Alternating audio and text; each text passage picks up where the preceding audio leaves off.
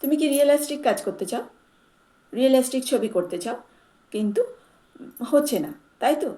Realistic ছবি করতে গেলে সবার প্রথম যে জিনিসটার উপরে নজর দিতে হবে, আজকের আলোচনার বিষয় হলো সেইটা। আমার পরিচয়টা দিয়ে দিই। আমি চন্দ্রানী, আমি একজন আর্ট টিচার। আমার অফলাইন ক্লাস হচ্ছে রেখাঙ্কন ফাইন আর্ট একাডেমি। এবার আলোচনায় আসা যাক। রিয়েলিস্টিক ছবি করতে গেলে সবার প্রথম ডিটেলিং এবং কালারের উপর নজর না দিয়ে সবার প্রথম যে কাজটা করতে হবে সেটা হচ্ছে কতটা লাইট, তুমি যে ছবিটা করতে চাইছো, যে বস্তুই হোক বা যে রেফারেন্সের উপর কাজ করতে চাইছো, সেটা কতটা লাইট এবং কতটা ডার্ক, এটা সবার প্রথম দেখতে হবে। একে বলা হচ্ছে ভ্যালু। কোনো জিনিস কতটা লাইট এবং কতটা ডার্ক, এটাকেই বলা হচ্ছে ভ্যালু। একটা গল্প বলি। এ এবং বি দুই বন্ধু, দুজনেই ড্রয়িংয়ের উপর কাজ করে।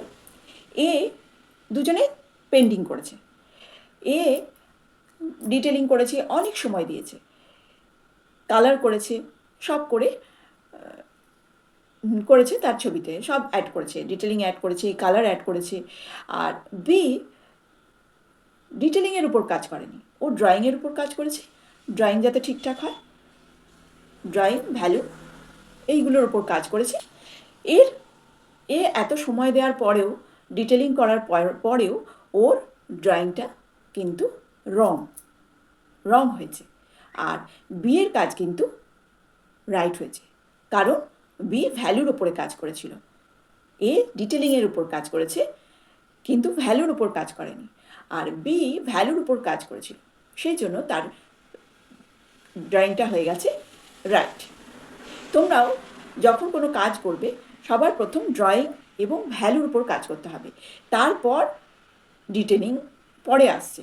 70% হচ্ছে ড্রয়িং এবং ভ্যালু। আমরা প্রকৃতিতে অনেক কালার দেখছি, যেমন আকাশ, গাছ, সবারই এক ভ্যালু নয়। কোথাও ডার্ক, কোথাও লাইট, কোথাও ডার্ক। যেমন আমার স্কিনের ক্ষেত্রেই দেখো, এই যে ডার্ক, এই যে লাইট, ঠিক আছে? এই যে আঙুলের ভাঁজ, এই প্রত্যেকটা জায়গায় ডার্ক লাইট, ডার্ক লাইট। মুখের স্কিনের মধ্যেও ডার্ক লাইট, ডার্ক লাইট। তো এই হাজার ভ্যালুকে আমাদের এই প্রকৃতিতে হাজার ভ্যালু, এরকম হাজার ভ্যালু রয়েছে, ঠিক আছে? এই হাজার ভ্যালুকে আমাদের 10 ভ্যালুর মধ্যে নিয়ে আসতে হবে। এটাই বোঝার জন্যে আমরা ভ্যালু স্কেল স্টাডি করি। এটার জন্যে বোঝার জন্যেই আমরা ভ্যালু স্কেল স্টাডি করি। ভ্যালুর উপরে কাজ করলেই তোমার ড্রয়িং 70% বেটার হয়ে যাবে। ভ্যালু একা জাজ হয় না। এবার ভ্যালু সম্বন্ধে আরেকটু জানা যাক। ভ্যালু একা জাজ হয় না, আশেপাশের জিনিসের সঙ্গে কম্পেয়ার হয়। আশেপাশের লাইটনেস ডার্কনেসের সঙ্গে কম্পেয়ার হয়, কতটা লাইট কতটা ডার্ক। কালার চেঞ্জ হলেও ভ্যালু একই থাকে, ব্ল্যাক অ্যান্ড হোয়াইট হলেও ভ্যালু একই থাকে, ভ্যালুর কোনো পরিবর্তন হয় না। দেখো, এখন কালারের মধ্যে আছি। এবার কালারের মধ্যে দেখো, আমার হেয়ার যেরকম যতটা ডার্ক, তার থেকে লাইট হচ্ছে আমার ওড়না, ওড়নার থেকে লাইট হচ্ছে আমার স্কিন, এবং স্কিনের থেকে লাইট হচ্ছে আমার পেছনে যে ওয়াল আছে সেই ওয়াল। এবার যখনই দেখছো এটা ব্ল্যাক অ্যান্ড হোয়াইট হয়ে যাচ্ছে, তখনই দেখো ভ্যালু কিন্তু একই আছে। হেয়ার যা ডার্ক, আমার ওড়না তার থেকে লাইট, ওড়নার থেকে লাইট হচ্ছে আমার স্কিনের থেকে লাইট হচ্ছে ওয়াল। কোনোটা কিন্তু অন্যরকম কোনো রকম পরিবর্তন হয়নি, ভ্যালু সেট একই আছে। কালারের ক্ষেত্রেও যা ছিল, ব্ল্যাক অ্যান্ড হোয়াইটের ক্ষেত্রেও তাই আছে।